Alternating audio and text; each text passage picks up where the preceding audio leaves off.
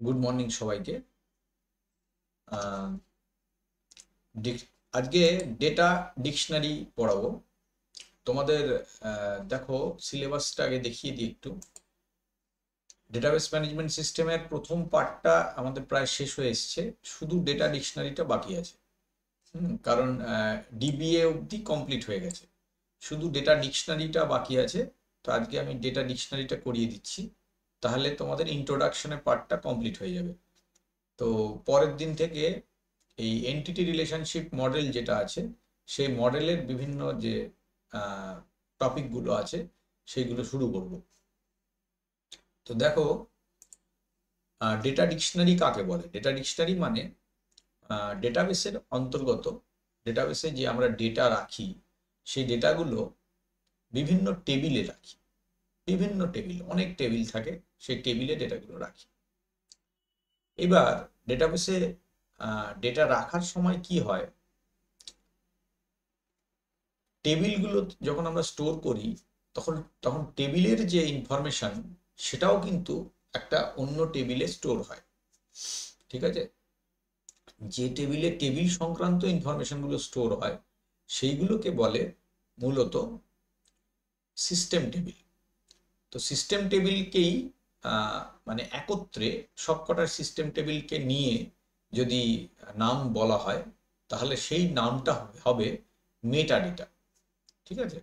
তো দেখো, আমি এখানে একটা ছবিও এঁকেছি, দেখলে বুঝতে পারবে।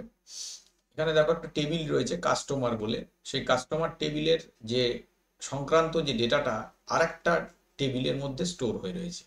মানে কাস্টমার টেবিলের মধ্যে দেখো বিভিন্ন কলাম আছে, order ID, order date, buyer ID, description, এরকম রয়েছে। তো এই অর্ডার আইডি, এই যে কলাম হেডিংগুলো দেখো আর একটা টেবিলে স্টোর আছে। ঠিক আছে?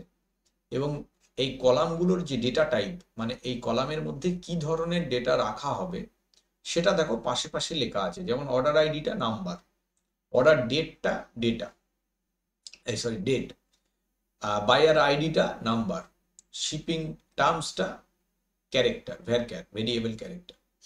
তো এই জন্যে এই যে টেবিলটা, এই টেবিলটাকে বলা হয় মেটা ডেটা।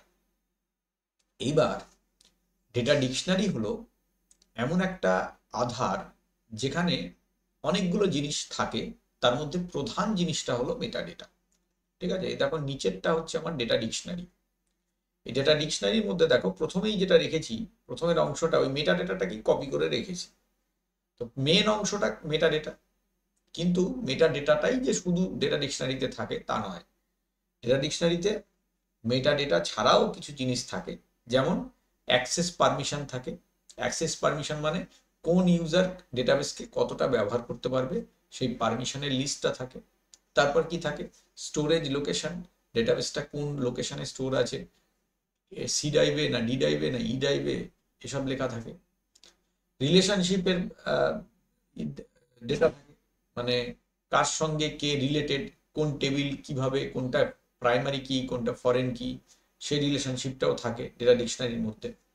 তো ওভারঅল সব কিছু নিয়ে যে গঠনটা, সেইটাকে আমরা একত্রে বলছি ডেটা ডিকশনারি।